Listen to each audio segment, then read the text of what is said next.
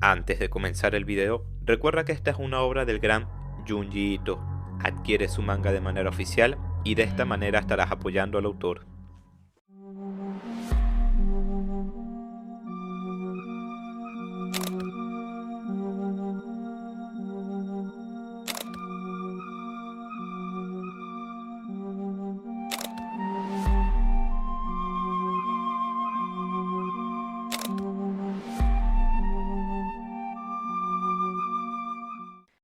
Los confinados.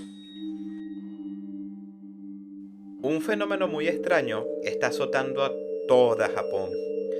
Hay personas quienes se encuentran en posiciones muy extrañas.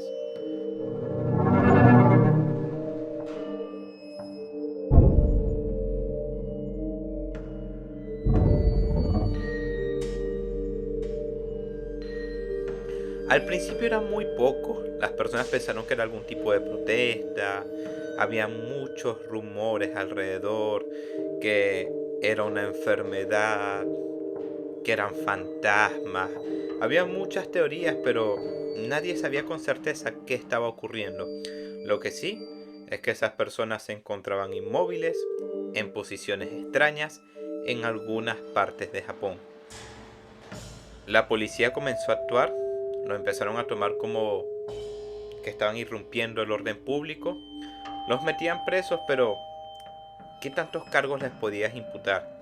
Lo cierto es que una vez que los sacaban, ellos volvían a su sitio y volvían en la misma posición otra vez y se quedaban allí. La gente lo veía y lo empezó a tomar como una especie de pandemia. Había miedo, porque poco a poco se empezaron a dar cuenta que había más. Iban aumentando y nadie sabía por qué estaba ocurriendo esto.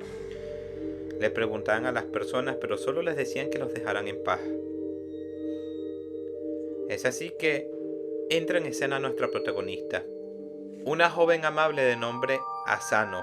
Ella pertenecía a una fundación que se llamaba Cielo Azul. Estaban destinados a averiguar qué estaba pasando, pero por sobre esto, cómo podían ayudar a estas personas. Ella se acercó a uno, le habló, que si de alguna manera podía ayudarle, que si quería hablar con él, pero dijo que no, que le dejara en paz. Ella le dejó agua, comida y le dijo que lo tomara cuando quisiera. No podía hacer mucho. Es así que Asano siguió caminando y encontró una madre con su hijo. Estaba muy triste y llorando y le decía que ya basta, que se vaya de ahí, que debe dejar de culparse. Ella llegó y le extrañó. Hizo su trabajo, les dejó agua y comida. Pero la madre, desesperada y un poco alterada, le dijo que iba a poder hacer ella, que el gobierno no pudo hacer nada, los médicos no saben qué es, qué va a poder hacer ella. Esta menciona y le dice que su hijo está allí una vez que se calma, porque él siente arrepentimiento, porque él está al lado de la tumba de su perro, que debe dejar de sentirse así, que debe dejar de echarse a morir por su perro, que eso fue hace mucho tiempo, y que ya debería superarlo. Pero el chico continuaba allí sin habla. Esto encendió una pequeña luz en la chica, ¿no? O sea, no se sabía hasta ahora el por qué las personas se quedaban allí en ciertos lugares, muy random, muy al azar, inmovilizados. Bueno, ella volvió a su fundación y le dijo a su amigo o al jefe de esta investigación que este extraño caso, ¿no? Del niño que se quedaba ahí, del joven que se quedaba allí porque estaba al lado de la tumba de su pequeña mascota. Interesante la cuestión. Ella a la final se fue y su jefe le dijo que esperara un momento, que si no le gustaría que fueran a cenar juntos. Ella rechazó porque mencionó que tenía que mudarse. Él le extrañó y le dijo, ¿qué? ¿Vas a mudarte otra vez? Le dijo, sí, tengo que mudarme otra vez. Extraño. La chica llega por fin a su habitación después de un largo viaje y allí lo consigue. Alguien confinado en su habitación.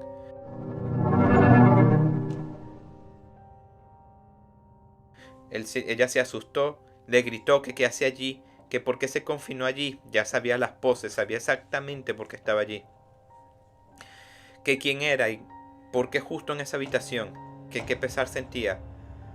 Una vez que se acercó asustada, porque obviamente era un extraño en su casa, vio que era su jefe. Le preguntó que qué rayos hacía ahí. Y él dice que no tiene ni idea, que simplemente como que perdió la conciencia y apareció allí. Le dice que si él tiene alguna clase de arrepentimiento o algún apego emocional con esa habitación, ya que si recuerda la historia del chico, pues puede que sea eso. Él con la mirada perdida, asustado, dice que no, no tiene ningún apego hacia nada. Dice que recuerde bien. Y bueno, él dice que no pensaba decírselo así, pero él siente un apego emocional hacia ella, que quizás sea eso. Bueno, la situación irreal, la policía ya estaba muy copada, los médicos ni se diga. A las personas ya antes la habían intentado sacar, pero se ponían tiesas y duras y era muy difícil para nada porque volvían. Entonces ella decidió pasar la noche, ya sabía el fenómeno, ya sabía que no le iba a pasar nada. Igualmente se iba a mudar al día siguiente y conocía a su jefe. Ella se acostó a dormir y durante la noche se despertó asustada. ¡Aléjate!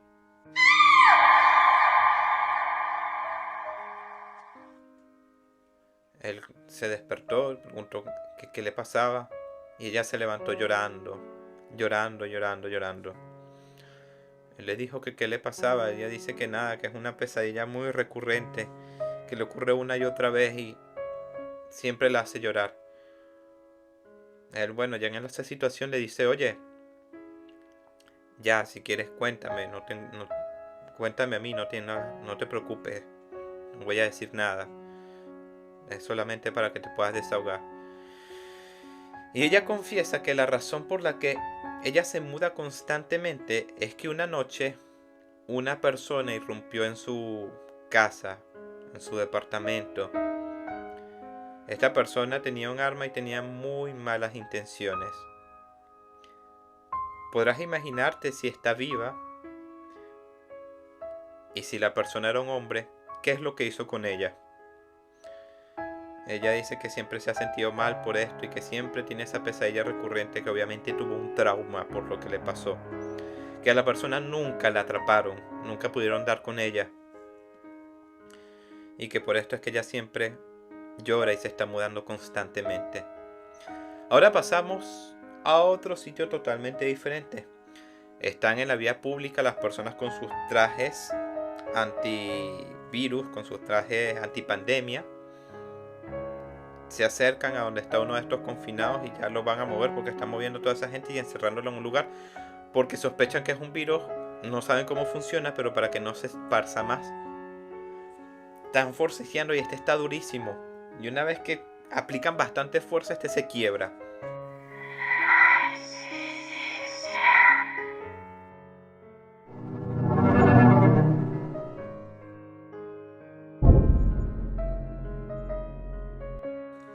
Básicamente se están volviendo piedra o roca los confinados. Al saber esto, nuestra protagonista Sano pues se dirige a donde está la madre del niño con el perrito. Y entre las dos le empiezan a decir, ya, muévete, muévete. No te quedes ahí apresado, no te quedes ahí triste. Tu mascota nunca hubiese querido que te pasara esto. Él nunca hubiese querido que te echaras a morir así en un lugar con él. Él hubiese querido que siguieras adelante. Muévete por él, por nosotros. Es el momento de que salgas de allí. El chico en esa conmoción emocional le dice que se callen. Primera vez que hablaba con fuerza. Él confiesa que su mascota no fue un accidente, que previamente al día en que falleció, le mordió la mano. Él se molestó, la encerró en un futón y él mismo la eliminó. Que no hay forma en que su mascota le perdone y que se merece estar allí. Allí se entendió y próximamente todo el mundo lo entendió el por qué las personas confinadas se encontraban en esos sitios. Un hombre mayor y al lado la foto de Se busca de una niña, un hombre con un casco al lado del banco, una mujer en una habitación donde cerca, en el closet, había un pequeño cuerpo, unas personas al lado de lo que habían unos cráneos en la tierra. Los confinados, por eso recibían ese nombre. Ellos estaban allí por sus propias culpas. Asano llegó a su habitación, vio a su jefe allí confinado, y ella le explicó que en esa habitación estuvo investigando y hace tiempo encontraron a una chica que le habían hecho lo mismo que a ella y la habían desterrado. Que a la persona nunca la encontraron, que sospechaban que era alguien que hacía eso constantemente y que coincidió muy bien con sus fechas. Él la encaró y le dijo que si se estaba haciendo ideas y le habló. Pero el silencio del hombre y la esquiva de la mirada, ella entendió que probablemente él le hizo eso a ella. Asano decidió dejarlo a su suerte, lo dejó allí en esa habitación encerrado.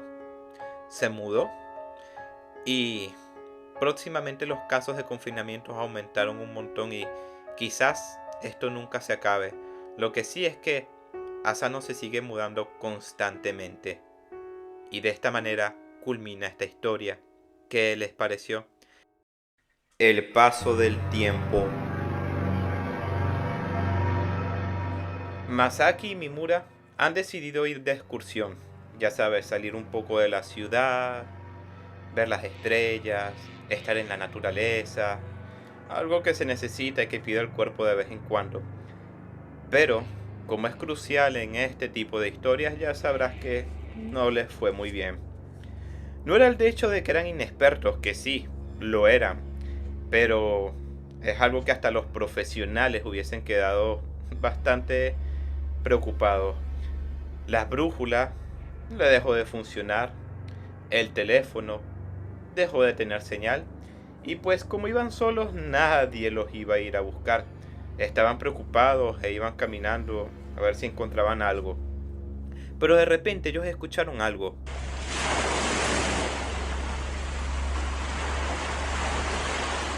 Era el sonido del agua que se acercaba rápidamente. Esto fue acompañado de gritos, murmullos, y ellos pensaron, obviamente intuitivamente fueron para allá, aparte de que podía que alguien necesitara ayuda o que alguien les auxiliara. Llegaron, pero la escena fue totalmente catastrófica.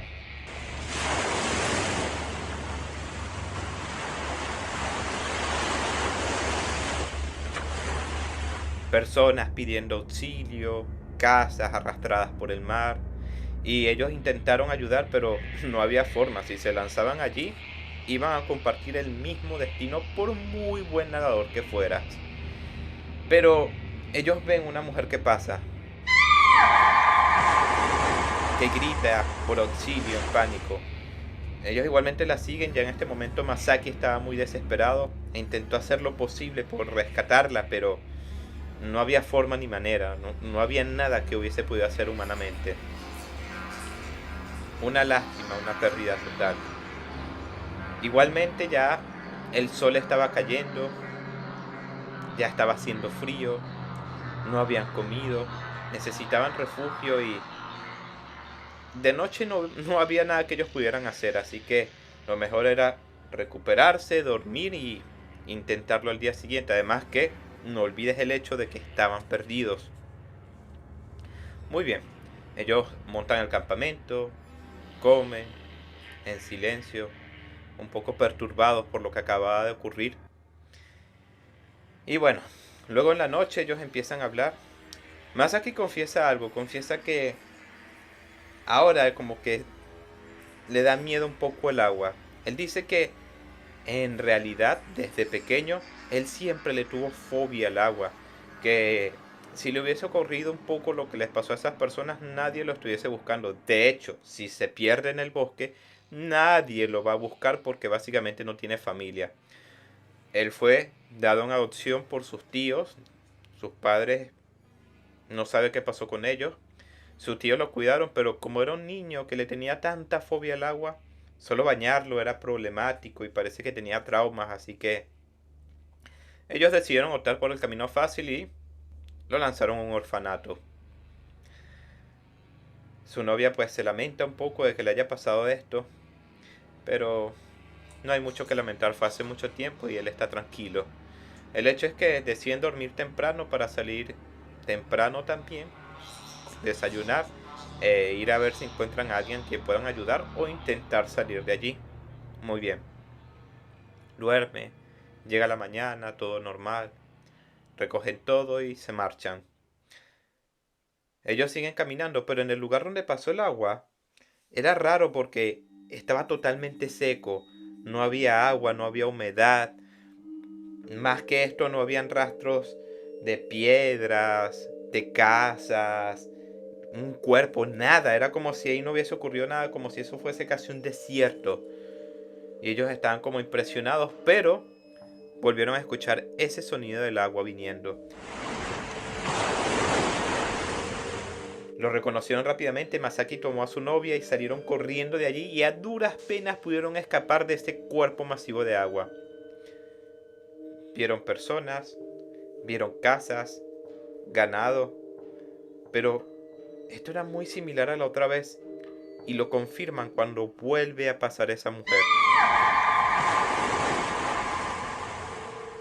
Ambos lo ven y ambos dicen, no estamos locos, era la misma mujer de la otra vez, ¿verdad? Sí. Graba, graba. Ellos tenían una grabadora. Curioso que se les haya ocurrido grabar, ¿no? Porque supuestamente cuando ocurren estos fenómenos sobrenaturales, es como si se cruzaran las dimensiones, es como si estuvieses dormido. Y a muy pocas personas se le ocurre grabar en momentos así porque es como que se te ocurra grabar en un sueño. Piensa cuando estás soñando y ves algo extraño, ¿tú recurres a tu teléfono? Normalmente no, porque eso no está completamente en tu psique, en tu instinto. Aunque en algunas personas sí. Ellos sacan y graban y... Cosa rara, ¿no? Cuando graban algo sobrenatural o se ve pixelado, se ve horrible, o la cámara no funciona y en este caso fue así. Probablemente fue por temas de las dimensiones. Bueno, ellos dijeron que esto no era normal y siguieron caminando en búsqueda de algo y obviamente tratar de salir de allí. Es así que encuentran a lo lejos, por allá, una cabaña de vigilancia con un hombre muy mayor. Y ellos le preguntan que esas personas que se fueron por allí, que se les llevó el agua, que ¿qué rayos era eso? Él dice que no se preocupen, que eso no es nada más que una ilusión.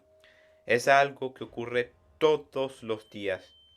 Él cuenta que hace 30 años atrás, pues, hubo una inundación terrible, una represa se rompió y se llevó a todo el pueblo.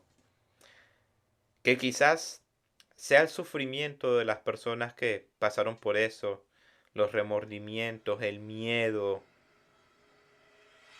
de todas esas pobres personas que sintieron que de alguna manera quedó plasmado en el lugar. De alguna manera se repite una y otra y otra y otra vez. Él dice que sabe tanto de esto porque hace 30 años él fue arrastrado por esta corriente de agua. Él y su hijo pequeño, un bebé, fueron arrastrados y a duras penas sobrevivieron. Él vio a su esposa a lo lejos e intentó tomarla, pero no pudo. Se sintió profundamente triste, decepcionado, impotente. Pero les sorprendió que al día siguiente, mientras estaban recogiendo las cosas, mientras recogían los cuerpos, el fenómeno se repitió.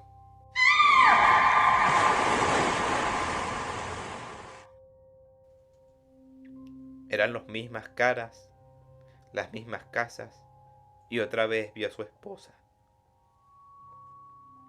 No podía dejarlo así. De alguna manera, su espíritu, quizás ella había quedado encerrada en este ciclo maldito que se repetía una y otra vez. Sufrimiento básicamente eterno, o hasta que esta dimensión, la naturaleza o Dios le dé la gana de que se termine. Pero él tenía que sacarla de allí. Él dio a su hijo, a sus hermanos, un niño que había quedado con una fobia terrible al agua. Él dice que El protagonista obviamente se le hizo sospechoso esto y le preguntó que cuál era su nombre, quién era. Pero el hombre seguía contando, ¿no? Que él había tratado de sacar a su esposa, que la trataba de tomar de la mano, que le trataba de dar una cuerda, pero ella era intangible y simplemente no podía agarrarlo. Él estaba perdiendo la esperanza y esa ilusión cada día empezaba a hacerse más tenue, como que empezaba a hacerse más transparente, las voces empezaron a hacerse más opacas, se estaba rompiendo y él estaba perdiendo ya las esperanzas. Pero que no sabe por qué en estos días ha estado muy activo. Entonces él piensa que esta vez sí va a rescatar a su esposa. Pero el sonido del agua empezó a hacer mella. Ellos fueron hasta el lugar y la misma mujer que siempre vieron era su esposa pidiendo y aclamando auxilio.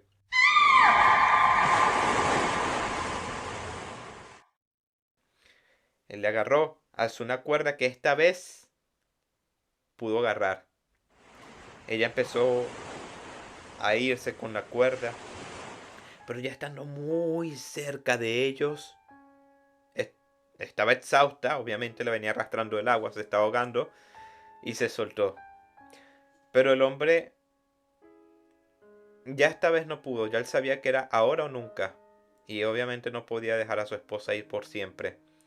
Él se lanzó al mar. Sabrás cuál fue su destino. No pudieron salvarlos y él murió al lado de su amada. En realidad quizás tuvo que haberlo hecho hace 30 años. Ese fenómeno se fue. Y Masaki, a medida que se iba yendo, él piensa que esas personas obviamente eran sus padres, pero que ahora jamás podrá confirmarlo. Y de esta manera culmina esta historia. ¿Qué les pareció? La hora dorada. En Japón, en las afueras de un teatro, se ha encontrado algo muy lamentable.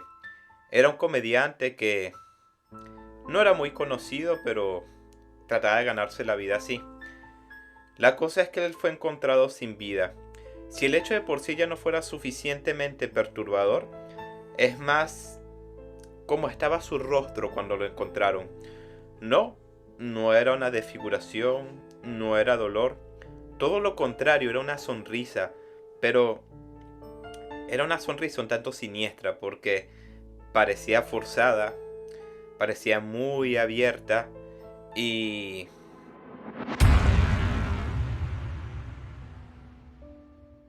así falleció un comediante que muere de risa. Bueno, nuestro protagonista ahora es Keisuke, un joven quien estaba hablando de este hecho con su amigo Sugou. Ellos están discutiendo y dice que qué extraña manera pues de morir alguien de la risa. Su compañero Sugou le dice a Keisuke que él no lo entendería porque él no tiene sentido del humor. Él le dice que él nunca lo ha visto reírse y que probablemente no pueda entender lo que es eso. Él dice que sí, que se ha reído ocasionalmente nada más. Dice que bueno, que ya que está diciendo que él sí puede reír, que lo va a invitar a un stand-up comedy. Entonces se dirigen para allá. El primer acto, todo el público se carcajaba de la risa. Dejaron el escenario bastante tibio. Y Keisuke, pues, ni una sonrisa. Ok. Van al siguiente escenario. Dos chicas amateur.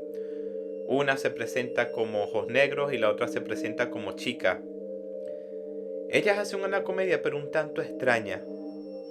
Dicen un chiste, el público se queda callado. Dicen el segundo, el público se queda callado.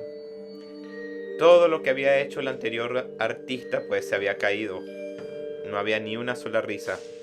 Sus chistes eran de verdad que muy malos. Trataban de poner muecas como ponerse los ojos blancos, pero no daba risa a nadie. Pero de repente en el público alguien empezó a carcajarse de la risa. Lo que parecía ser solo una persona extraña, pues se sumó a 2, 3, 10, próximamente Keisuke tenía a su amigo carcajado de la risa al lado. Y eso que anteriormente él le estaba diciendo que no entendía por qué se reían. Pero no podía ninguno de los que se empezó a reír, ninguno podía controlarse. Keisuke empezó a sacudirse, a decir que eso no podía ser así. Y trató de llamar a su amigo porque algo extraño estaba pasando. Todo el público sonreía y se reía a carcajadas y nadie podía parar. Y los chistes seguían siendo muy malos, entonces no se explicaba el por qué.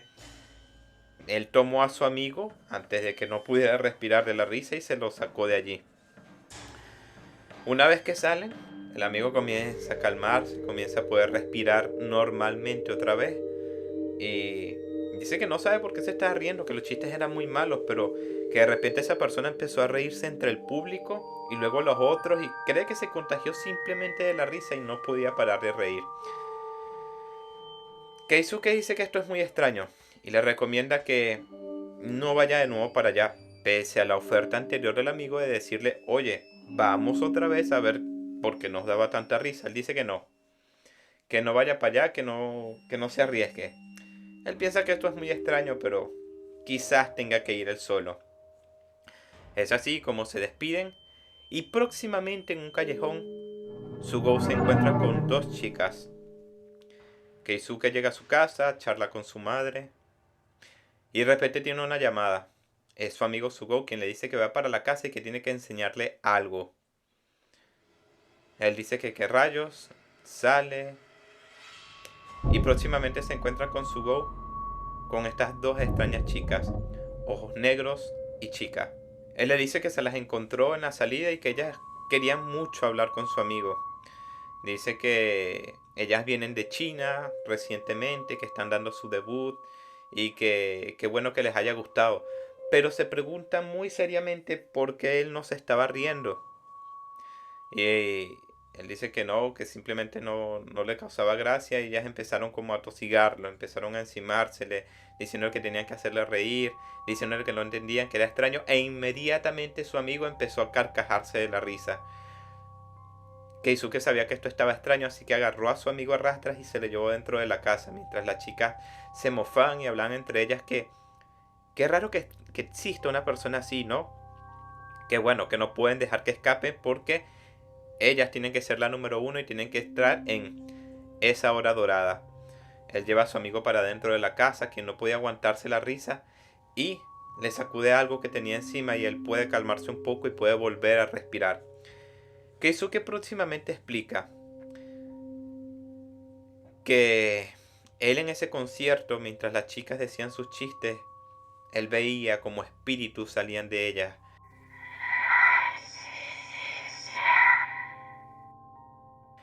Llegaban hasta el público. Al principio eran pocos, pero luego eran un montón y comenzaban a cosquillarlos.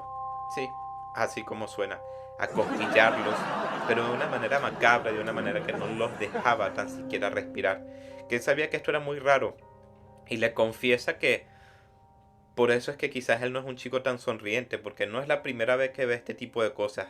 Desde niño él podía ver espíritus en todas partes. Y su infancia, pues, si has leído un poco con referente a los videntes, te darán cuenta que su infancia no es muy feliz. La gente los toma por locos, la gente no les cree, los espíritus los ven, lo atormentan, porque si tú los ves, pues ellos te ven de vuelta. Pero él dice que esto no es nada como lo que hubiera visto antes, que esas chicas son muy peligrosas.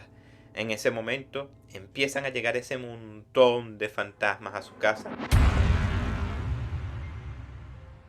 Y él intenta defenderse. Sugou está muerto de la risa otra vez y él está tratando de quitárselos. Toma un paraguas y los trata de espantar, como sea. Los puede ver, pero es difícil tocarlos porque no es algo físico y tampoco es como una especie de humo que se disipe rápido. Es como algo que tienes que poner mucha intención para que puedan salirse de encima. Él nota que su madre, viendo que rayos es lo que estaba pasando, sube y él le dice que tenga cuidado y su madre empieza a carcajarse de la risa. Él está tratando de quitarlos con toda su fuerza, esos espíritus de encima de sus familiares. Y de repente se va. Quizás las chicas pensaron que habían terminado el trabajo. El hecho es que él revisa a su madre. Ella se encuentra bien, afortunadamente. Le dice que no sabe qué rayos le pasó. Y cuando va donde su amigo Sugou, lo encuentra con esa mueca demoníaca.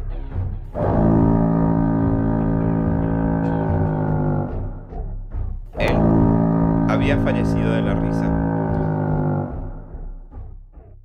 Poco después de este incidente, pues llegó la policía a su casa, pero no hubo ni siquiera necesidad de explicarle qué era lo que estaba pasando, porque obviamente no le iban a creer. A medida que pasó el tiempo, esas artistas, Ojos Negros y Chica, pues ascendieron en un boom como ningún otro, como la espuma.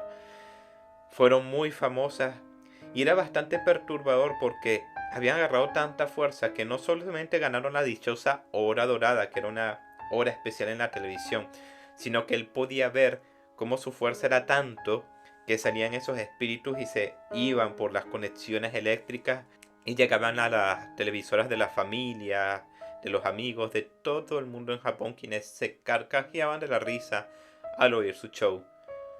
No se sabe realmente hasta dónde querían ellas que llegara a su poder. Lo que sí se sabe es una nota de un diario local que decían que las artistas Ojos Negros y Chica, si son buenas o no, nadie lo sabe. En realidad sus chistes son muy malas, pero hey, los hace reír a todos, así que eso es lo que importa realmente. Y ellas siguieron dando este espectáculo infernal hasta el fin de los tiempos.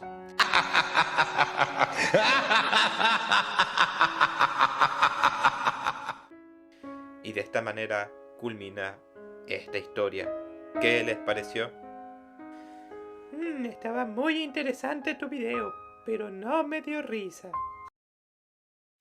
Glicérido. Kanae se encontraba admirando el monte Fuji. Ese era el instante más tranquilo, más pacífico, más relajante de todo su día. Lo veía por horas y añoraba estar allí, tan limpio, tan fresco. Pero ese instante no dura para siempre, nunca dura para siempre. Kanae tomó sus cosas y fue a su casa. La casa de Kanae no es como te lo imaginas. Su padre tiene una especie de restaurante. La cosa es que, claro, con eso mantiene a la familia, pero no tiene un sistema de circulación de aire de donde se vayan todos los gases de una manera normal, que no perjudique. No tiene una chimenea. Entonces, mientras él cocina, todo ese humo, toda esa grasa sube a través de los cuartos. Las paredes están amarillas, siempre todo está glicérido, grasoso. Básicamente ese es su día a día, una capa de grasa pegada en todas partes. Imagínate tu cocina por un momento. Imagínate cuando se te ha pasado limpiarla o has freído algo, pero ha quedado muy sucio, ha quedado todo destruido. Multiplica eso unas 5 veces y así está toda la casa de Kanae. Asqueroso y grasiento. Pero por lo menos para ella no hay nada que pueda hacer para cambiar esto. Su madre, pues, debido a todo esto que estaba pasando, se fue de la casa. Y solamente está ella, su padre, que ella lo describe como un hombre grasoso. Él está obviamente un poco pasado de peso, pero siempre anda con una guardacamisa porque es como si tuviese mucho calor y siempre anda transpirando. Pero su transpiración es como grasosa, aceitosa. No es un sudor normal, sino un sudor espeso, asqueroso. Ella decide que huele extraño a su padre. Y no es porque le guste hablar mal de su padre, para nada. Sabe que lo mantiene y dentro de todo le tiene respeto, pero es simplemente asqueroso. Todo este tema de su casa, ya como ella estaba ya básicamente mal acostumbrada, podemos decirlo, a cómo se sentía, ella le puso un nombre dependiendo de cómo estaba el día. Niveles de saturación. Si el aire estaba espeso, si había mucha gente y obviamente se cocinaba más, pues los niveles de saturación subían al 70%. O por el contrario, si no había clientela estaban al 50%. Pero normalmente siempre su casa estaba llena de grasa, las paredes, sus cobijas eran pegajosas, su cama también lo era. Era un desastre estar así. La chica hacía su gran esfuerzo cuando salía a la calle, pues, de asearse, de tener ropa en un lugar especial donde no alcanzara la grasa y no verse así ante el público. Pero lo peor de todo esto no era su casa en sí, sino su hermano. Su hermano era todo un sociópata. Él era 2 años mayor que ella y siempre se la pasaba molestando. Ella le recuerda que siempre le jalaba los pelos, se metía con ella, le hacía la vida imposible. Si ya de por sí no fuera suficiente en esta grasienta casa, él le molestaba todo el tiempo. Ella lo observaba y él tenía un hábito muy asqueroso. Él iba cuando su padre no le veía oculto, se adentraba a la cocina, buscaba en las alacenas y encontraba esos potes de grasa de cocina, los que normalmente se guardan para venderlos. Él los abría y comenzaba a beberlos de una manera asquerosa. Ella lo veía y cuando él percataba que lo estaba viendo, pues iba y le golpeaba. Así era él. Pero pronto llegó la pubertad. Quizás fue un poco el destino, quizás fue un poco el karma que le pegó al chico y comenzó a salirle acné. Más que por la grasienta casa, era por sus grasientos hábitos, que a pesar de que era así, que ella lo describía como asqueroso, él parecía estar como un pez en el agua. Pero, obviamente a esa edad, se metieron con él por tener la cara así, lo golpearon y los que lo golpeaban se dan cuenta que terminaban con la mano grasosa y asquerosa. Y con más razón pues continuaban haciéndolo. Las chicas lo veían y le veían la cara cubierta de acné y se burlaban de él. Su hermana lo veía, un poco preocupado, y él pensaba que se estaba burlando de ella. Y pues le agarraba una pepa y se la estripaba y se la lanzaba. Asqueroso, sí, lo sé. Pero era la clase de chico que era. Un día, ya cansado de la situación, va donde su padre, quien lo escuchaba, que estaba molestando a su hermana, y le reclama que todo en realidad es su culpa por tener esa casa tan grasienta y ser todo un asco. Por eso tiene la cara así de brotada y de asquerosa. Pelea con su padre y asombrosamente le gana. Después de ahí se volvió todo un déspota, como si se hubiese vuelto el macho alfa. Llamaba a su hermana: Kanae, ven acá.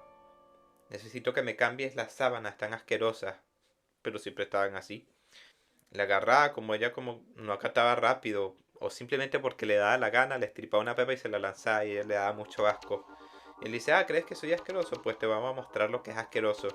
Voy a hacer el ser más grasiento que vas a conocer. La gente me va a odiar.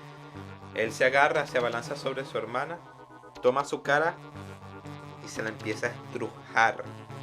Solamente para molestarla, para hacerla sufrir.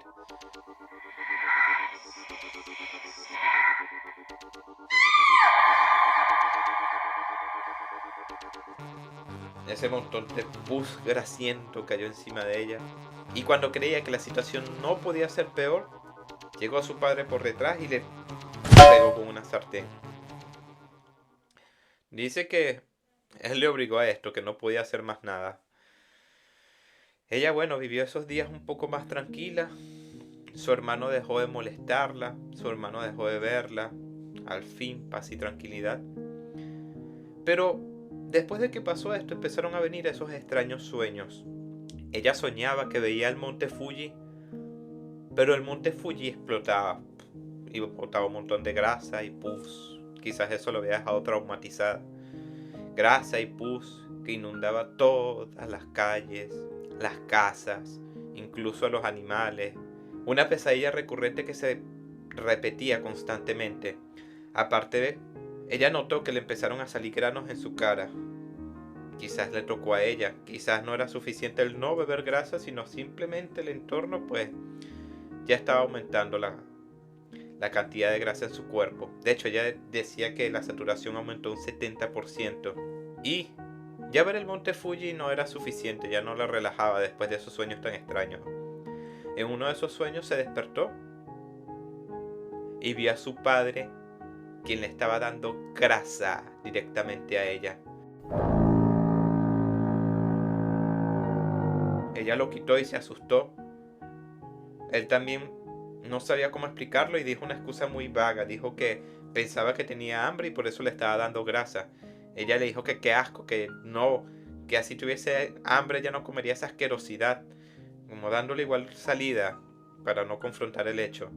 Él, sí, no, es a Goyo, a mi otro hijo, que le gusta que le den grasa, cierto que a ti no.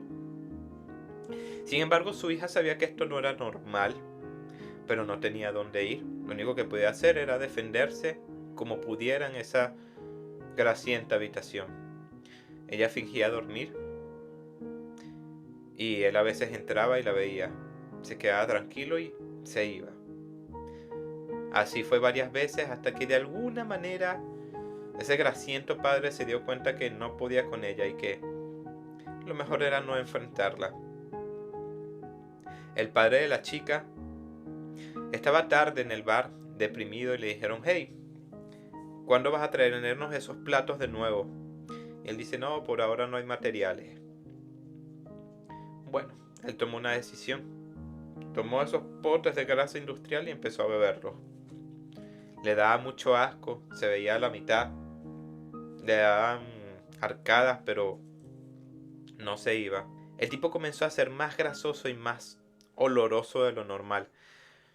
Kanaer describe que después de que él salía del baño, las paredes, los techos quedaban chorreando grasa. En el agua que quedaba de la tina quedaba asquerosa, casi de color petróleo. Todo era grasiento. De hecho, ese baño, ella describía que después de que él tomaba un baño, los niveles de saturación eran de un 90%. Era simplemente nauseabundo. Ni ella sabía lo que estaba pasando. Simplemente ya su hermano no le estaba molestando. Y su padre ya había dejado esas visitas extrañas donde ella. Hasta cierto día. Ese día ella escuchó unos golpeteos, escuchó unos quejidos extraños. Ella bajó las escaleras a ver qué le estaba pasando a su padre y estaba cocinando tan tarde que todo estaba... la cocina estaba activa. Bajó las escaleras y allí lo vio.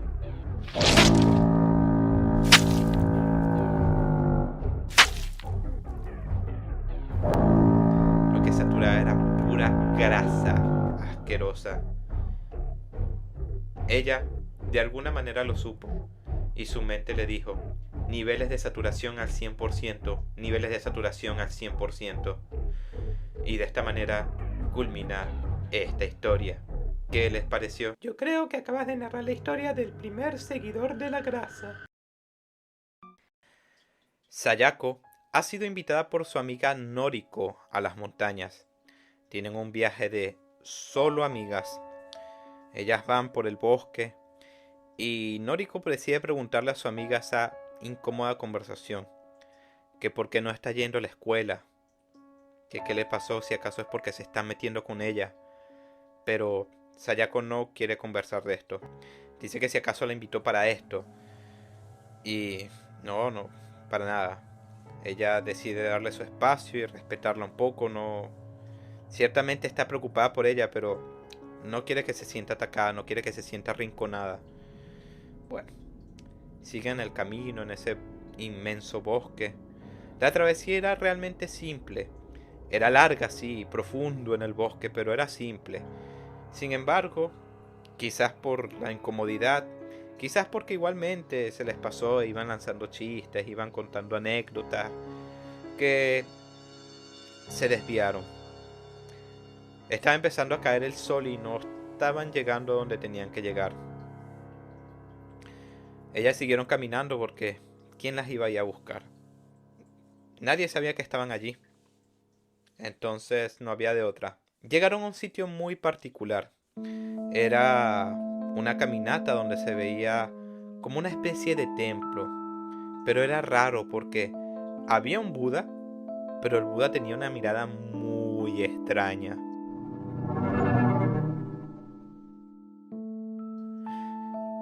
Siguieron caminando y allí los vieron un grupo de monjes rapados, vestimenta sencillas, pero estaban algo raros. Sus ojeras eran enormes y su vista más que de agrado era como de asusto, como de cuando arrinconas un animal que quieres irse de allí. Ellas fueron y les preguntaron, les dijeron que estaban perdidas, lógicamente, pero ellos se fueron rápido. No querían tener ninguna conversación, a pesar de que eran dos chicas en el medio del bosque perdidas. Ellas igualmente les siguieron a donde iban a ir. Más adelante confirmaron, viéndolos meditando bajo cascadas, viéndolos haciendo otro tipo de meditación, ejercicios fuertes. Eran monjes Zazen y su líder estaba allí, un sujeto aparentemente joven, cabello rapado y muy centrado él. Los recibió muy amablemente. Él les dijo que esa era una escuela antigua y que es raro, ya que ahí solamente llegan cierto tipo de gentes y que ellos están muy ocultos. Deben ser muy afortunadas al estar allí.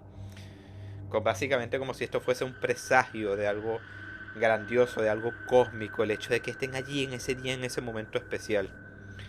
Les invitó a quedarse, ya que se estaba anocheciendo y que iban a hacer por ahí en la noche. Miren, si ellos querían hacerle daño, podían hacerlo, porque eran dos chicas en el medio del bosque, eran varios. Así que ellas decidieron confiar y quedarse. ¿Por qué no? Pasaron la noche y el monje los invitó a una actividad. E iban a hacer meditación Zazen, una meditación que consiste en poner tu mente en blanco, relajarte, sacar todos tus pensamientos y encontrarte un poco con esa parte de ti mismo cósmica. Ellos fueron allí, con ropas ligeras, se pararon con la columna recta y se dispusieron a meditar. Sayako estuvo en una especie de trance después de que logró vaciar su mente. Ella recuerda el por qué se fue de la escuela. Ella escuchó una conversación casual. No era algo malintencionado, no era algo en un comentario de envidia o un comentario negativo. No, era un comentario casual. Eran dos amigas hablando de ella, diciendo, oye, ¿tú has visto la cara de Sayako? A mí la verdad no me agrada. Es como, no me inspira confianza, no sé qué tiene, no me gusta. Ella escuchó esto y se quedó un poco sacada, como que tiene mi rostro, que tengo yo, ¿por qué dice esto? Ella escuchaba el tono, sabía que ellas no se percataron que estaba allí, ¿por qué habrían dicho algo así? Ella nunca lo había notado hasta ese momento. Cuando empezó a caminar, vio a la gente y vio qué opinaban al verle el rostro. De repente se dio cuenta que todo el mundo la veía. Todas las personas, quienes les pasaban cerca, quienes estaban a metros de distancia, le veía y ella sentía todas esas miradas fijas e intensas en ella.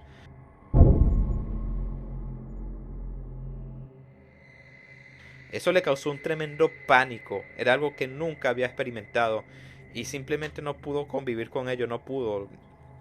Esto le quebró algo dentro de ella.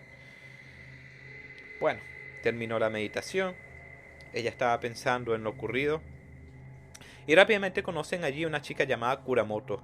Kuramoto menciona que ella está allí porque su hermano se perdió hace 5 años y lo último que supo es que fue a esa escuela y está allí para averiguar dónde está. Lleva un par de meses allí, pero todavía no lo encuentra. Bueno, es así que Sayako está pensando en esto, ¿no? Va donde el monje, quien le recibe y le dice, oye, sabes que tengo esto, pero me siento como mal donde estoy, no consigo mi lugar. Cosa que podría decir cualquier alma quebrada, o no quebrada incluso.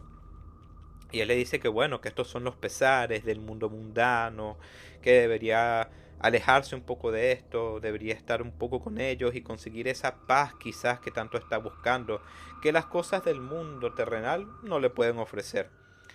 Se escuchaba tentador. De hecho, apuesto que se escucha tentador para cualquier persona irse a una montaña lejos de toda persona, lejos de toda preocupación, vivir una vida tranquila y humilde.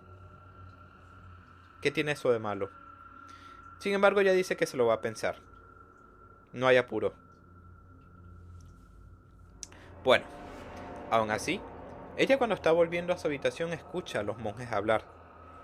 Ellos mencionan que por fin esto se da una vez cada 3 años y que al fin podrán convertirse en Budas y ascender al Nirvana, que próximamente se va a dar. Ella camina y los ve y ellos se quedan en silencio. Se ven, pero no dicen nada. Ella continúa caminando. Es así que llega otra vez la noche. Y en la madrugada, a pesar de que todo fue en silencio, las luces de las antorchas, las personas caminando, ellas pudieron oírlo. También estaba allí Kuramoto, quienes le dicen que es lo que se temía. Hay un proceso en el cual los monjes buscan hacerse Budas. Claro, es un proceso después de mucha purificación espiritual, pero aquí como que no buscan eso.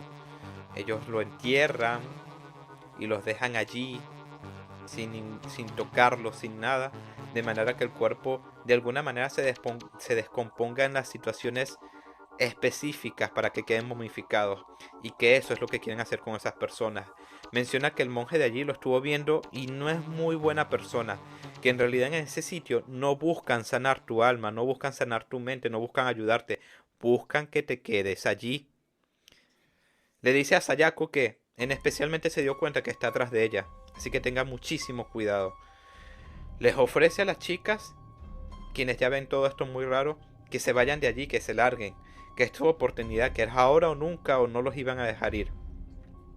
Ellas decidieron confiar en su amiga, no tenía por qué mentirle sobre esto. Además la situación era muy rara, como los encontraron, estos monjes callados. El único que parecía más o menos normal era el líder y no podían fiarse de eso. Bueno, salen, intentan seguir a los monjes para ver si dan con una salida, pero próximamente dan con una puerta muy extraña. Quizás no debieron cruzarla, pero lo hicieron. Una vez allí, en la oscuridad, cuando la luz del fuego empezó a dejarles ver lo que había al frente, vieron un enorme camino, pero a los lados estaban un montón de monjes momificados.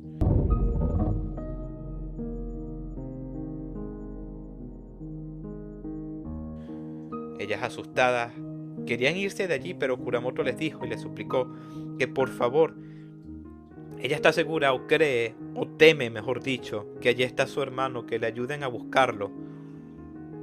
Ella se ve en la cara, pero de alguna manera se lo deben, así que aceptan, caminan y caminan, seguían a la derecha, pero de repente el camino les arrinconaba y le hacía irse a la izquierda, seguían más para abajo, luego lo mismo pero a la derecha.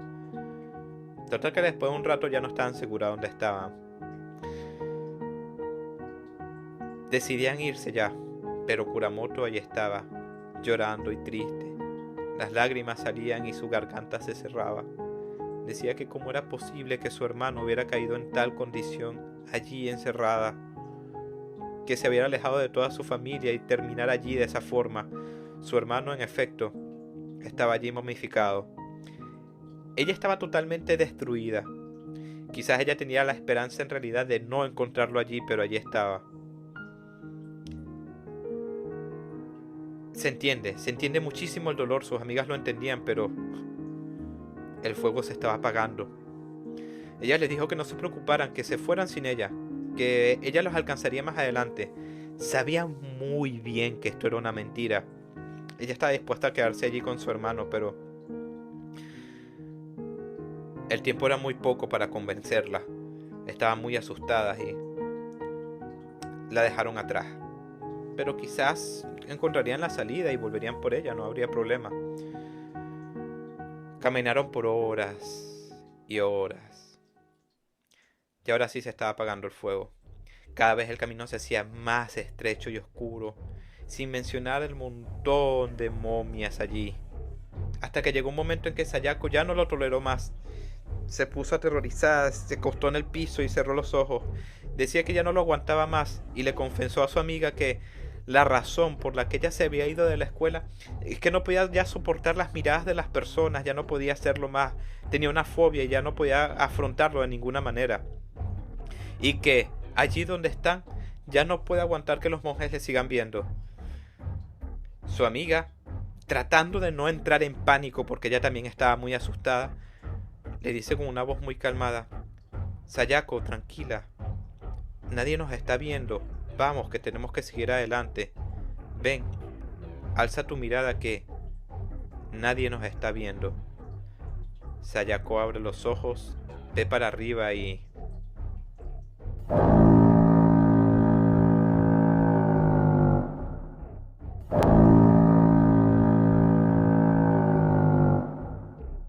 sus últimas palabras fueron: no me miren. Y de esta manera culmina esta historia. ¿Qué les pareció? El señor Yuji era un escritor muy famoso, bastante la verdad, y era muy bueno en su trabajo. Él tenía una enamorada llamada Mari. Él la invita a su oficina de trabajo. Una vez que está allí, ella lo ve, ojeras enormes, pálido, él temblaba, diría que hasta sudaba frío. Tenía, se le veía el pelo grasoso, se le veía bastante desalineado y ella ya sabía que le estaba pasando por algo. Ve en ese cenicero y ve que es su quinto cigarro antes del mediodía y le pregunta qué es lo que pasa, qué es lo que ocurre. Él menciona que ella era la única persona a la que le podía contar. Era la única en quien podía confiar y contarle esto. No se lo había podido decir a más nadie por temor. Le pregunta que qué es lo que pasa, qué es lo que ocurre.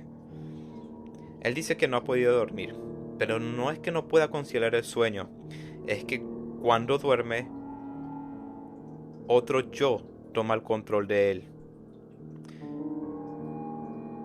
Ella no le entendió y dice que así como lo dice, cuando duerme hay otro ser que toma el control de él y tiene miedo de que lo suplante a la final. Obviamente la chica en pensamiento lógico le dijo: ve al médico, puede que tenga algo, puede que esté sufriendo alguna enfermedad, de alguna patología que le esté afectando un poco el cerebro o el sueño, y obviamente como tiene tanto sueño pues está alucinando un poco. Pero no, él dice que de salud está perfecto. Le dice entonces que vaya al psiquiatra porque está loco, que tiene algo. Obviamente la chica ya estaba un poco asustada por las cosas que él decía. Y él se enojó. Dijo que ya sabía que no podía contarle estas cosas a nadie, pero que pensó que ella le iba a creer de alguna manera. Ella lo vio, pero a pesar de su apariencia, no parecía no estar cuerdo. Parecía bastante lúcido, la verdad. Decidió darle el voto de confianza y decirle: ¿qué quieres tú que haga por ti? Él le dice que necesita que le haga un favor en su departamento para ver si así logra conciliar el sueño. Es así que la chica era igual más joven que él, así que mintió en su casa, dijo que iba donde una amiga y se dispuso a ir a la casa de su novio.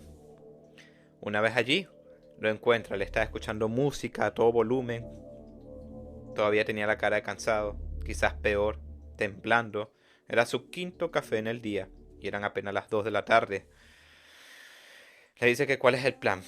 Él le dice que él quiere dormir y que para que el otro yo no tome el control de él, pues se amarra las manos y se amarra los pies.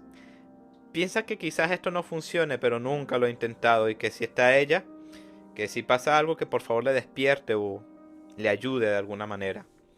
Ella acepta. Él apenas se puso eso, de inmediato quedó dormido. Tenía muchísimo tiempo ya luchando con esto. La chica lo dejó allí, lo arropó.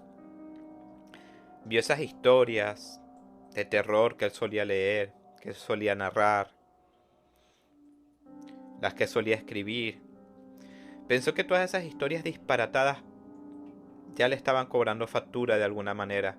Se había metido en lo más profundo de su psique y le estaba haciendo ver, sentir cosas que no eran reales. O quizás el exceso de trabajo también puede ser lo que le causó eso. Pasaron las horas y ella empezó a escucharlo temblar, como moverse. A medida que se acercó, vio que su pecho latía.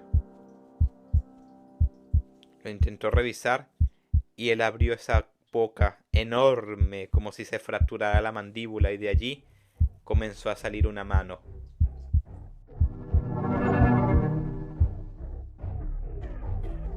Ella se asustó. Ya obviamente esto no era real. Comenzó a sacudirlo con fuerza. ¡Despierta! ¡Yuji, despierta! Él no se despertaba. ¡Yuji, despierta!, le gritaba en el oído. Lo zarandeaba bastante fuerte, bruscamente. Y él empezó a reaccionar y empezó a despertar. Y vio que tenía ese brazo fuera de su boca. Comenzó a luchar para tratar de meterlo dentro de sí. Y realmente se empezó a ver y empezó a meter eso dentro de sí. Le empezó a salir de nuevo su brazo. Y a lo último tuvo que estirarse los dedos como si fuese un guante. Ella le creyó. Dijo que qué rayos era eso. Y él le explicó lo mismo. Querían darle algún razonamiento lógico a todo esto. Él dice que no lo sabe, pero que desde pequeño él siempre se sintió muy afín a sus sueños. Tenía sueños lúcidos, sufría de parálisis del sueño. Y más que eso, él sentía que esa realidad era mucho más real que cuando estaba despierto. Básicamente es como si él no perteneciera a esa dimensión. Dice que no lo sabe, pero lo intuye. Esa cosa está tratando de tomar el control de él y eso habita dentro de él. Es como si se quiera dar reversa a su cuerpo, como si quisiera voltearse completamente. Ella dice que eso es imposible, ya que si eso sucediera, pues se saldrían todos sus órganos. Sería su fin. Él sabe que no. Él menciona que no sabe si es cuando perdió a su familia o quizás desde el hecho desde que nació, ya que siempre se ha sentido así, pero él menciona que está vacío. Así que en el momento que eso ocurra, seguirá su vida porque su cuerpo no necesita nada de eso. Bueno, ¿el plan cuál es? El plan es mantenerlo despierto para que ese yo no tome control de él. Bebieron café, hacían charlas, hacían juegos. Trataron de ver una película, pero peligroso. Ponían música a todo volumen, pero con los ojos abiertos ya se están empezando a quedar dormidos. Cada pensamiento era una invitación al sueño. Así que él vio que ya era el fin cuando ella le dijo: oye, hagamos turnos, duerme 5 minutos yo, tú, duermo 5 minutos yo, porque esto no está funcionando. Él sabía que eso tampoco iba a funcionar, así que dijo: mira, amárrame y yo lo voy a tratar de enfrentar, él no se va a meter en mi vida. Lo amarró y esperó un poco. Cuando él se quedó dormido, ella pensó que no lo iba a dejar solo en esta lucha. Ella también se amarró junto a él. Se amarró con un montón de tape. Se quedaron dormidos y próximamente eso empezó a pasar. Se empezó a voltear. Era un espectáculo extraño porque se empezó a engullir a sí mismo. No solo a él, sino a ella también. Por más que luchó, pataleó, gritó, trató de despertarlo, no hubo forma ni manera. Si te sirve de algo, podríamos decir que no fue tan horrible, fue algo pacífico. Es como cuando ves una serpiente comiéndose a un animal, que ya lo último está tranquilo y parece esperar su final.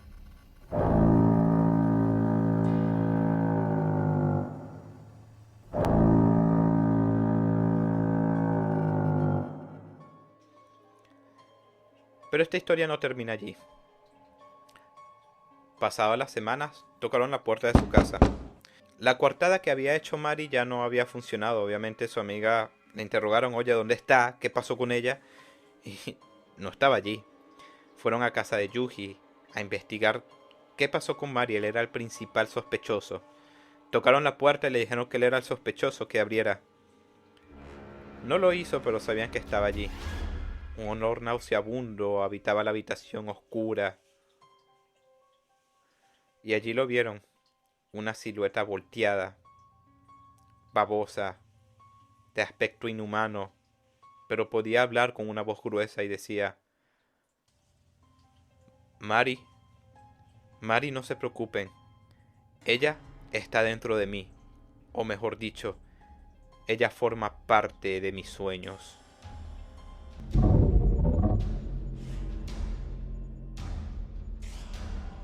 Y de esta manera culmina esta historia. ¿Qué les pareció?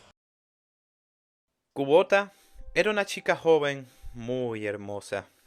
Ella tenía unos 18 años y en su trabajo se llevaba muy bien con su jefe, un hombre mayor quien siempre andaba tras de ella, hablando y charlando. Cualesquiera que sean sus intenciones, ellos descubrieron que ambos tenían un gusto particular. Es así que, quizás queriendo ganarse algún favor, ambos tener un acuerdo mutuo, su jefe le invitó a su mansión o a su casa de campo. Ella aceptó. ¿Por qué no? Quizás podía mejorar rápidamente en su empleo. No le importaba mucho, la verdad. Pero más que eso, ambos compartían un gusto muy particular, el cual hizo que ella aceptara la propuesta. Es así como ella se montó en su lujosa limusina y fueron por la carretera y poco a poco se alejaron de la ciudad. Es curioso, pero había algo un poco extraño en el ambiente, algo que si quizás ella se hubiese quedado callada por un momento, o él, o quizás no hubiese sonado tanto el motor del carro, lo hubiese podido escuchar de tan fuerte que era este pensamiento. Ah, esta dulce y joven sangre, estoy muy desesperado por tenerte para mí. Próximamente, ya apartados, en un lugar privado, o más que eso quizás un lugar oculto, llegaron a una enorme mansión, porque supuestamente era una casa de campo, pero de esto nada. Eso era una mansión oculta, donde muy pocas personas llegarían. Una vez allí, fueron recibidos por 4 hermosas damas quienes tocaban música clásica. Era una música que sonaba perfectamente coordinada para ser unas amateurs. Debía costar una millonada tener unas chicas así solamente para tu recibimiento. Y aparte de esto, una sirviente quien les dice que van a comer y los recibe amablemente. Este sujeto lo tenía todo. Quizás no fue muy mala su idea. Una vez que estaba lista la cena, la camarera las llamó para que fueran a comer. Sí, el gusto que compartían por comida extraña era mutuo, sí, pero esto lo separó a ella por creces.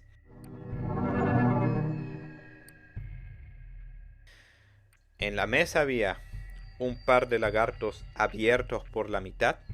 Se le podrían todavía ver las tripas, se le podían todavía ver los órganos, con una espesa salsa, algo dulce pero con mal sabor.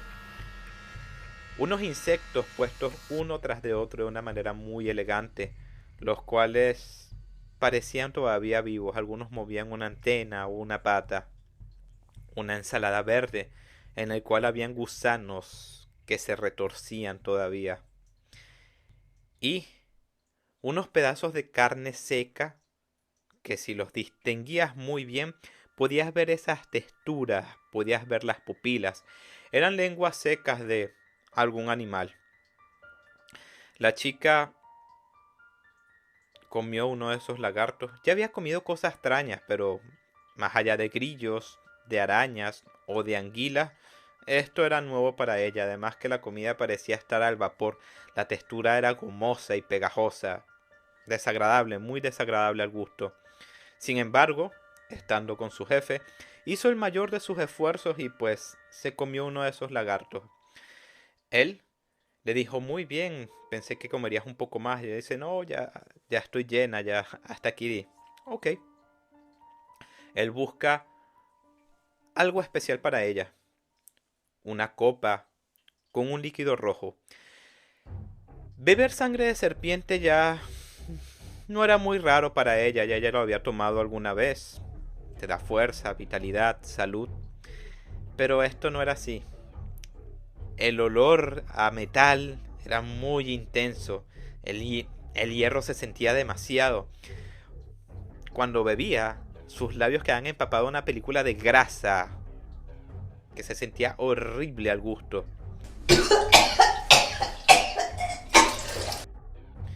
Ella inmediatamente lo rechazó y le dijo: ¿qué es esto? ¿Qué clase de sangre de serpiente es? No, esta no es sangre de serpiente. Esta es mi sangre y nadie la rechaza.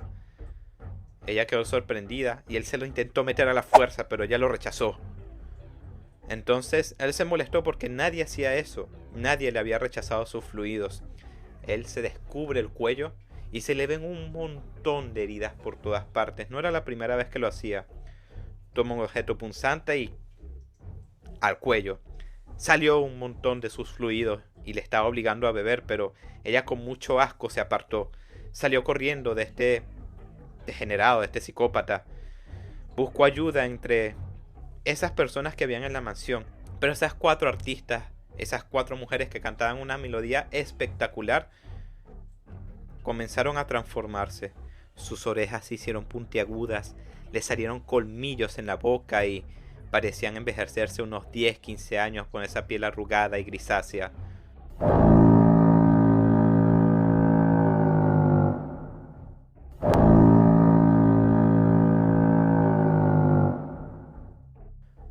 Eran seres de otro mundo. Ella salió corriendo y más atrás venía su jefe diciendo: quien la capture podrá tener más de esto.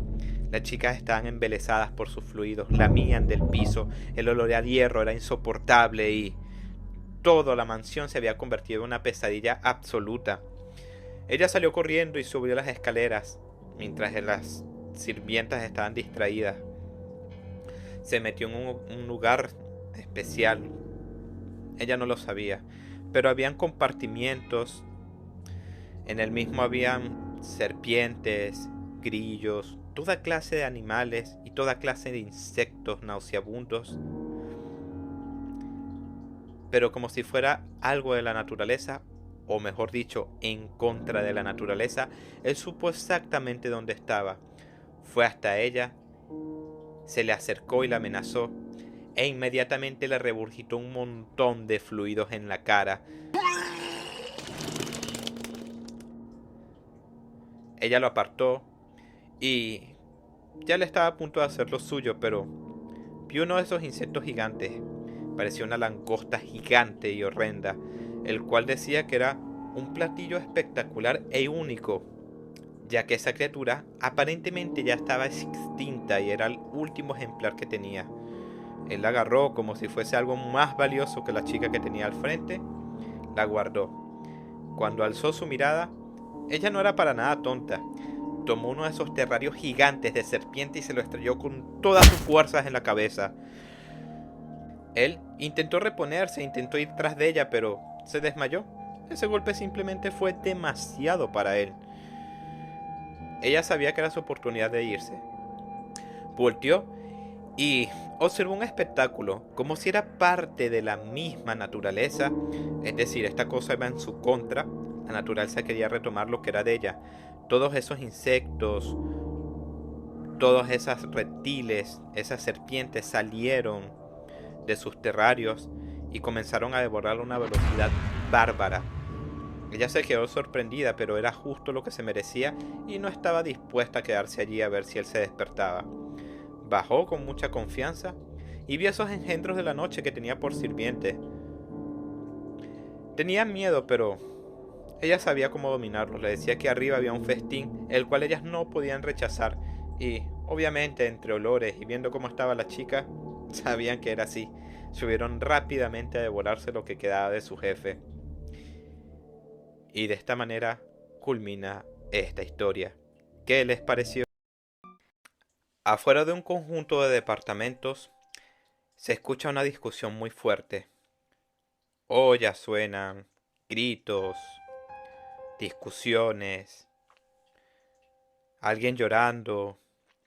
Ya los vecinos lo saben. Esto no es un intruso que entró a ninguna casa. Es una pareja llorando. En el interior se encuentra Takahashi y Kaori. Takahashi está terminando con su novia y Kaori está haciendo todo un escándalo. Ella le insulta y le dice que se fue con otra mujer.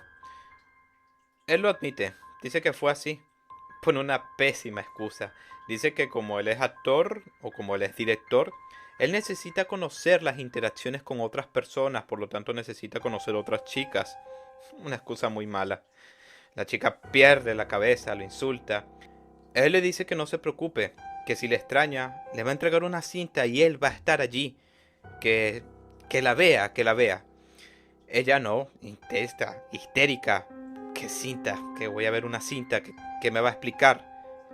¿Que te fuiste con otra mujer? No tiene sentido para ella. Él le sigue insistiendo, tranquilízate, mira la cinta. No, no quiere ver la cinta.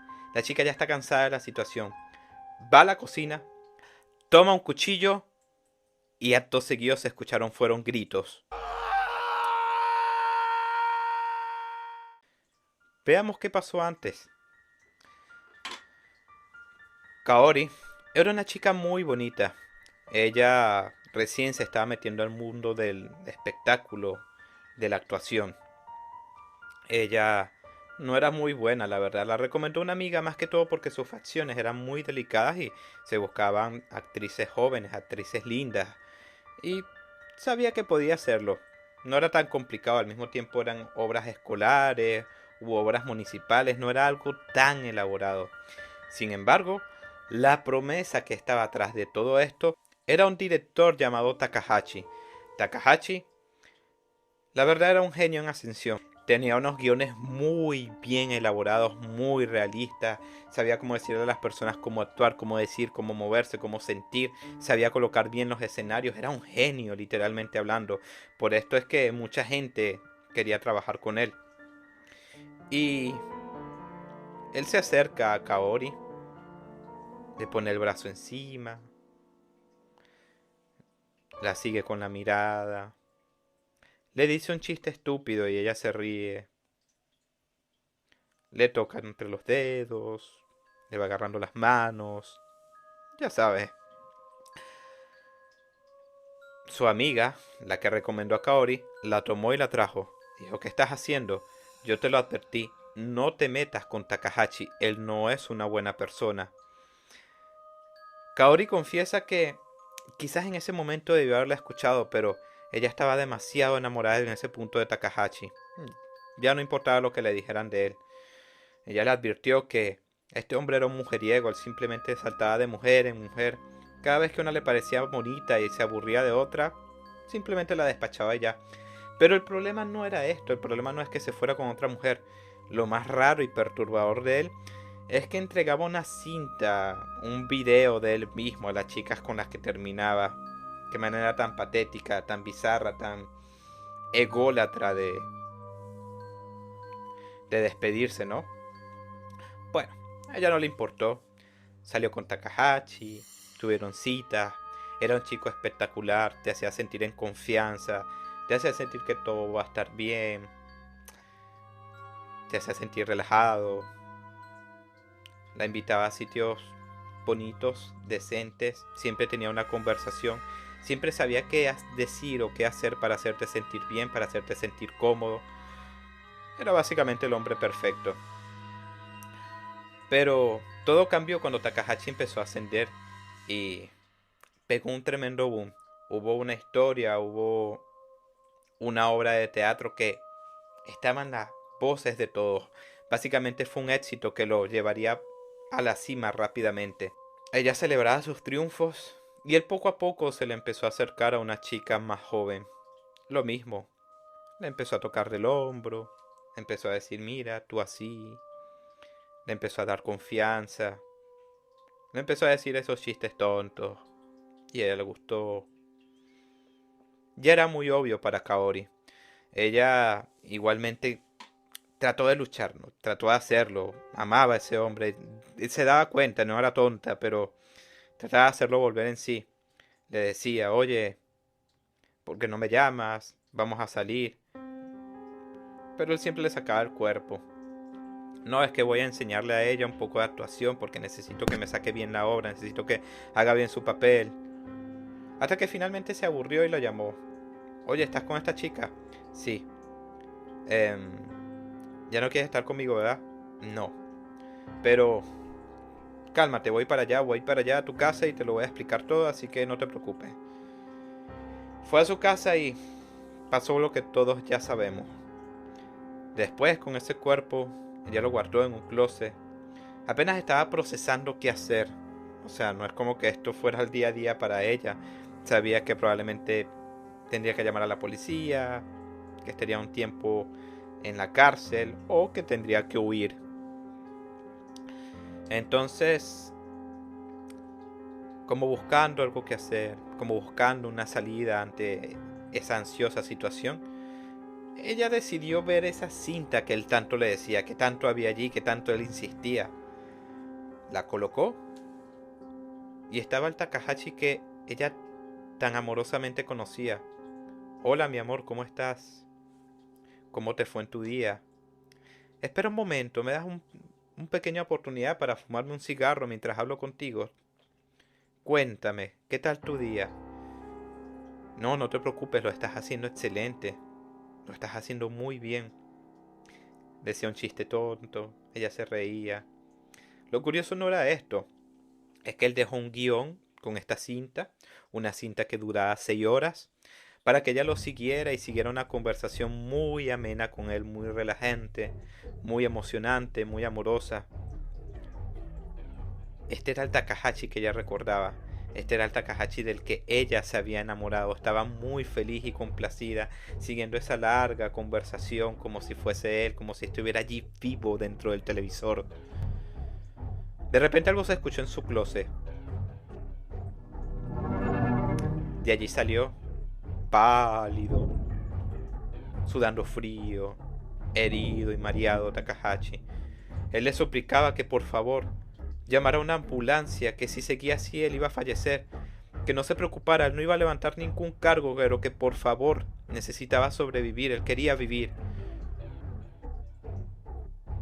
Le decía que la amaba, le decía que si salía de esta que se iban a casar juntos, que iban a estar juntos por siempre, pero ella le dijo que no le importaba, que él era un hombre que se fue tras otra mujer, no le importa lo que pase con él, que el Takahashi que ella ama y adora con todo su corazón está allí en la tele, está vivo, está hablándole.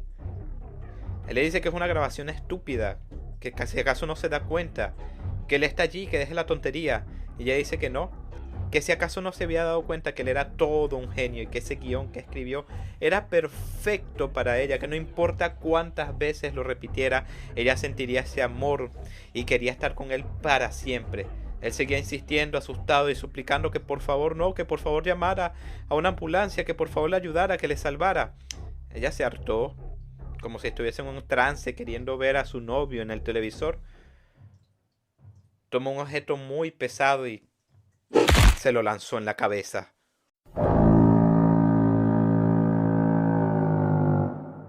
Lo curioso es que, afuera de su departamento, se escuchaba: ¿cómo estás, amor? ¿Todo bien?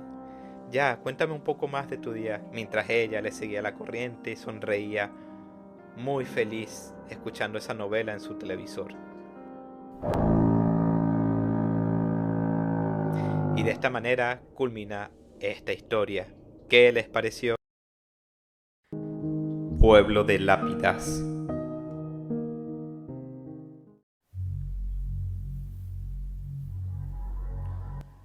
Kaoru ha recibido una carta de su amiga Izumi. Ella le invitó a un pueblito muy lejanos. Ella lo estaba pensando y su hermano le dijo, ¿por qué no? Él había sacado su nueva licencia de conducir y estaba emocionado por ayudarle.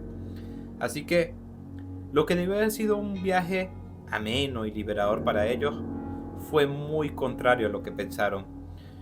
Ellos, quizás ya en la entrada del pueblito después de un largo viaje de horas, sintieron algo de repente, un golpe. Se pararon y revisaron y fue el peor temor que puede tener una persona que conduce. Había un cuerpo. Obviamente la llevaron a su auto, le intentaron hacer RCP, pero no funcionó. Esa persona dio su último aliento de vida allí mismo. Jóvenes, asustados, desesperados, sin saber qué hacer, siguieron su camino. Quién sabe, quizás en el pueblo se les hubiese ocurrido algo, o encontrarían a alguien, o lo explicarían, quizás ellos mismos tenían que pensarlo, no lo saben. Ya llegando a ese pueblo, otra vez, algo salió de la nada y golpe en el auto. Ellos se pararon y revisaron, pero era una lápida en el medio de la nada, en el medio de la carretera, sin previo aviso, así sin más. Llegó gente que había cerca y les auxilió. Era un pueblo muy pequeño y allí la gente es muy amable. Ellos le preguntaron si tenía un gato mecánico y él comenzó a ponerse pálido. Quizás habrá sido por el golpe que se dio, quién sabe. Mientras hablaban un poco del pueblo con su hermana, él fue a la maleta y allí estaba el cuerpo. Pudo sacar ese gato mecánico y pudieron arreglar el carro, sí, pero dudas, miedos, eso seguía allí. Igualmente preguntaron qué hacía esa lápida en el medio de la nada. Ellos dijeron que era un pueblo muy antiguo, pero con costumbres bien marcadas. Resulta que en el lugar donde la persona da su último suspiro de vida, pues allí colocan una lápida y para ellos es muy pintoresco. Resulta que cuando llegan a la ciudad está plagado de lápidas por todas partes y se explica por qué hay tantos cerca de la carretera. Ellos llegan donde su amiga, quien les recibe con una cálida bienvenida, aunque obviamente no lo podían disfrutar con todo lo que había en su cabeza. Ellos dan una vuelta por todo el pueblo. Una vez allí ven un gato moribundo. Sufrió el mismo destino, algo extraño y algo concurrente quizás. El chico, obviamente arrepentido por lo que había pasado anteriormente, dijo que lo iba a enterrar, pero ¡alto!, le dijo su amiga Izumi. Le dijo que si movía el cuerpo de allí, no iban a poder descansar en paz. Ella le dijo que no, que simplemente deje el cuerpo allí y próximamente alguien vendrá y colocará una tumba para que pueda descansar en paz. Así lo dejaron. Ellos se sentían mal, se les veía en la cara la preocupación, lo pálido, el sudor frío, así que fueron a casa de Izumi. Allí la cosa se puso peor porque ellos estaban muy preocupados. Resulta que su hermana no apareció. Su hermana no había llegado desde básicamente la tarde, tenía que haber llegado y ya era de noche y era muy tarde. Ellos le preguntaron que si no habían visto nada, pero ellos negaron, aunque ya sabes, el sitio, ella iba a las carreteras, ella estaba cerca de esas montañas, el cabello que tenía, la ropa de rayas, era obvio por su cabello que era esa persona que tenían en la maleta. Su amiga quiso confesar, pero su hermano siempre le cayó. Desde un principio le dijo que ellos no tenían la culpa y que no se podía hacer nada y que no podían arruinar su vida por ese pequeño accidente. Así que al día siguiente fue más incómodo todavía. Fueron a ese grupo de búsqueda y la llamaban por su nombre por todas partes. Resulta que allí vieron un pequeño pozo. Un pozo que le dijeron que tuviera cuidado y que ojalá su hermana no se haya caído allí, ya que en dicho pozo que caen, las personas no descansan en paz. Ellos se sentían un poco culpables, pero continuaron su camino. Resulta que ellos anteriormente habían pasado por un hospital. En dicho hospital, por las costumbres del pueblo, cuando una persona está a punto de fallecer, ellos lo sacan del hospital, ya que obviamente no se puede llenar adentro de lápidas. Lo dejan afuera y allí se les hace su tumba. Pero lo que vieron allí no fue algo normal. Resulta que de ese anciano estaba saliendo una especie de lápida y todos lo veían como algo muy normal. Ellos se asustaron y caminaron un poco. Se dieron cuenta que no solamente el anciano, aquel gato también estaba allí su lápida. Y no solo eso, sino que más allá de tener un descanso eterno, parecía que sus almas estaban atrapados dentro de las mismas tumbas.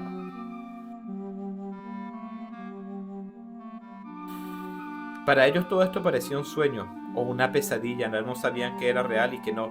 Lo que sí sabían era ese cuerpo que tenía en el maletero.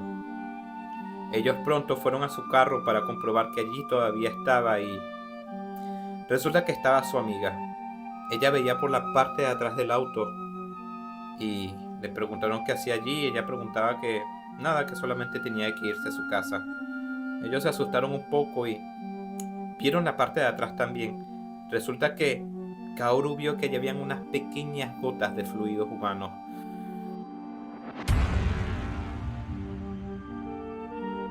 Su hermano le dijo que no se preocupara, que no debía haber visto nada y que ese golpe que tenía al frente del carro pudo haber sido por cualquier cosa, ella no sospecharía. Pero ella sabía algo. Al llegar en casa en la noche, la chica estaba muy triste y casi en súplica, casi como si intuyera que ellos saben algo, les volvió a preguntar: oigan, ustedes no saben nada de mi hermana, no la he visto. Pero ellos negaron. O sea, Kaoru quería confesar, pero su hermano siempre le callaba, siempre le decía, y obviamente no va a traicionar a su hermano con miedo.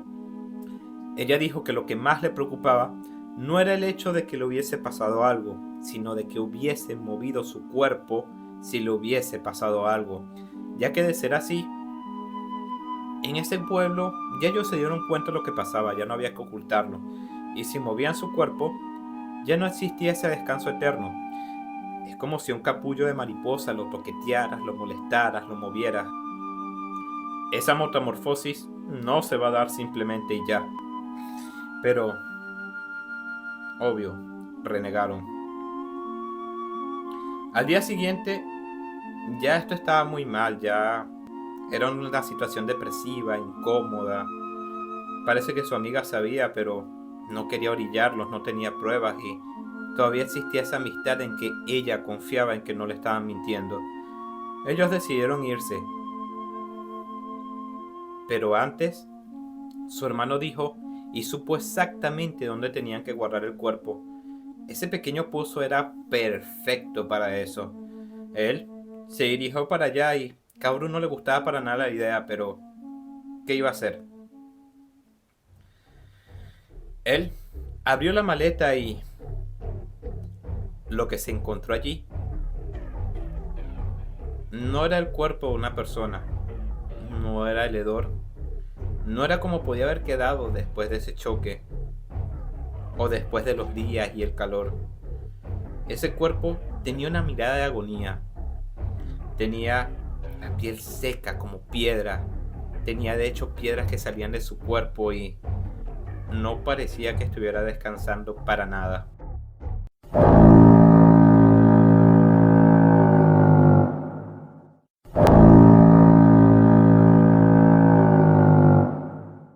Aún así, él muy nervioso la tomó y se cortó la mano.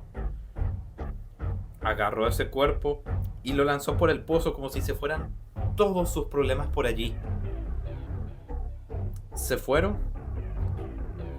pero él escuchó que lo llamaron.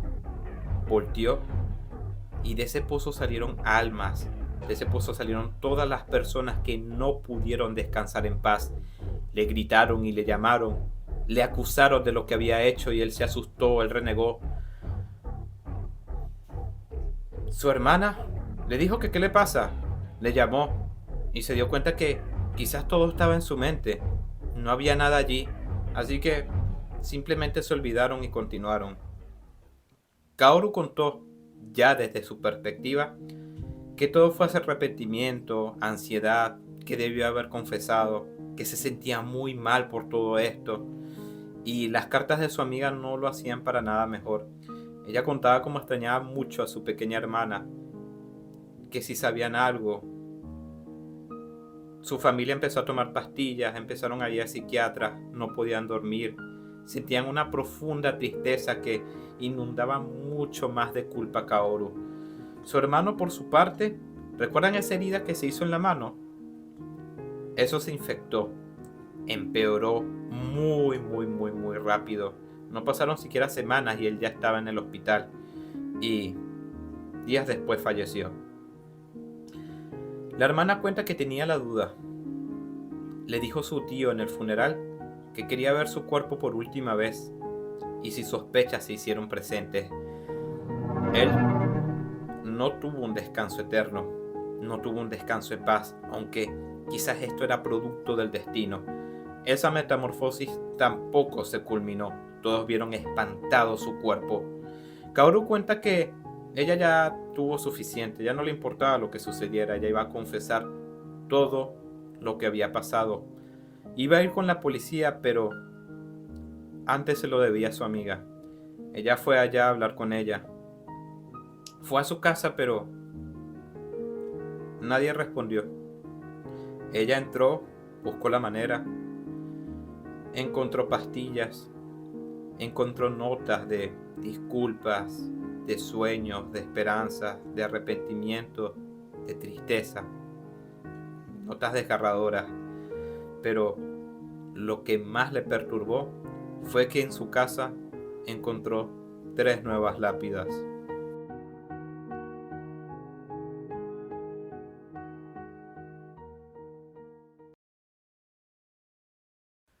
La familia se había mudado a una nueva casa. Siempre las mudanzas son tan tediosas. Mudar las cajas, empacar y los vecinos, conocer a los nuevos vecinos. Esto puede ser positivo, puede ser negativo y como sabrás en esta historia, no fue muy bonito. Ellos, personas educadas, Japón al fin y al cabo, fueron a donde sus vecinos.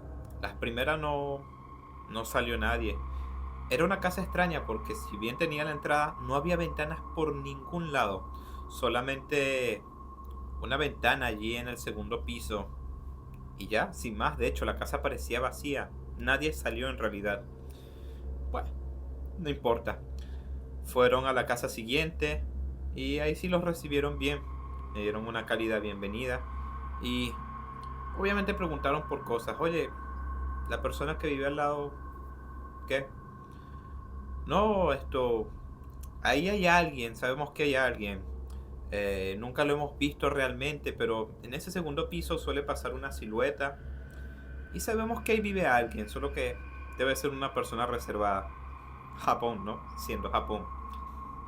No importa, no pasa nada. La escuela, todo fue normal, los trabajos normales. La noche transcurrió normal, pero a eso como entre las 3 o 4 de la mañana, él escuchó algo a lo lejos. Era como una voz carrasposa, suave, pero al mismo tiempo como mayor. Querido muchacho,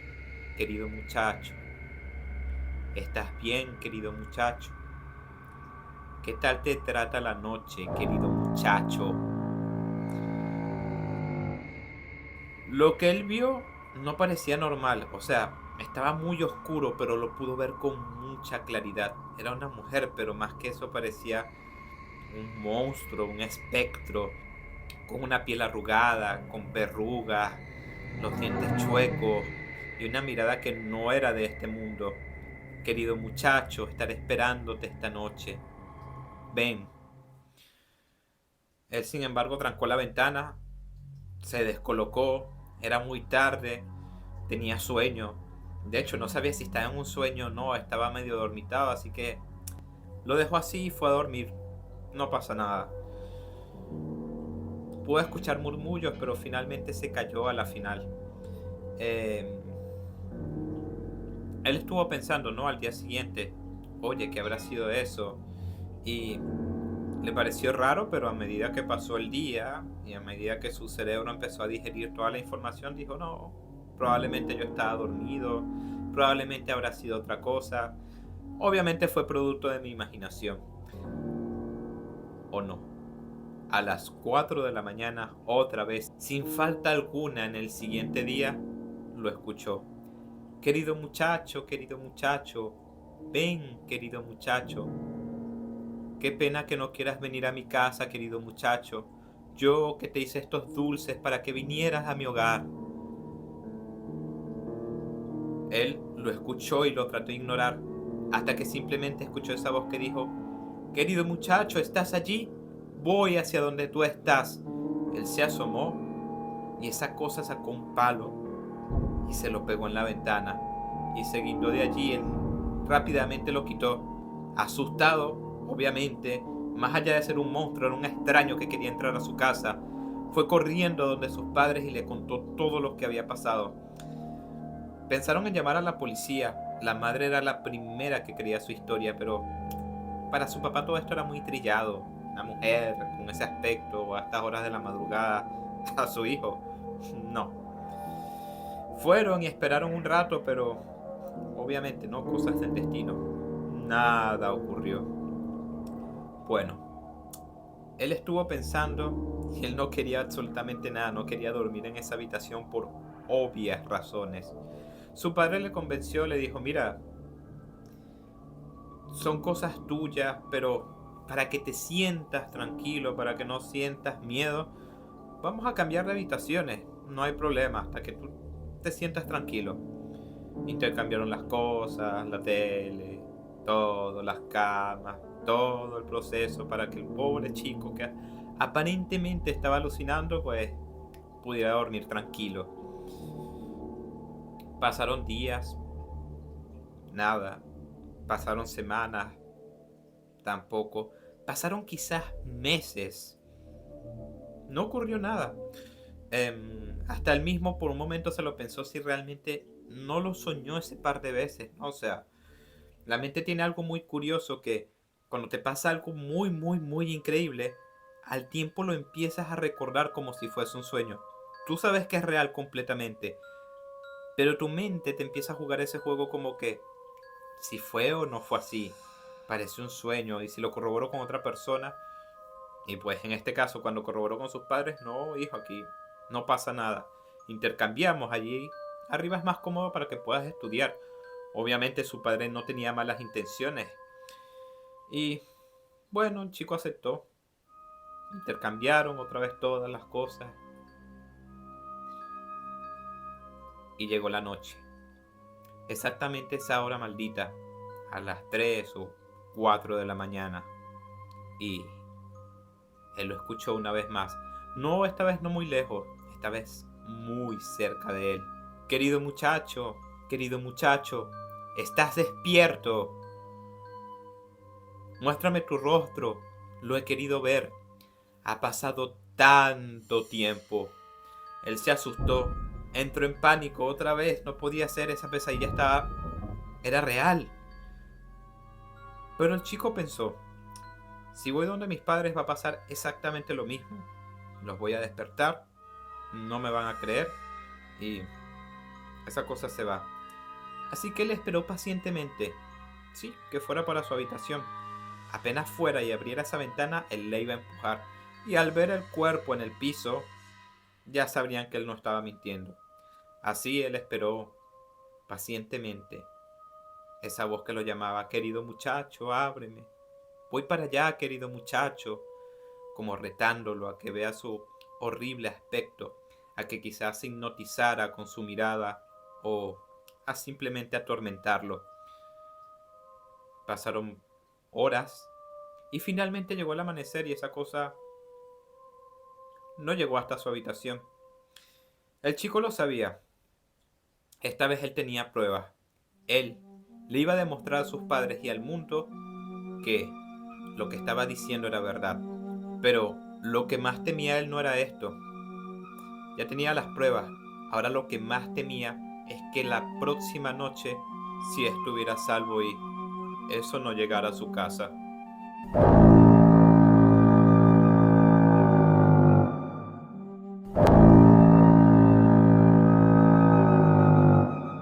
Para mí, 8 ardillas zombies de 10.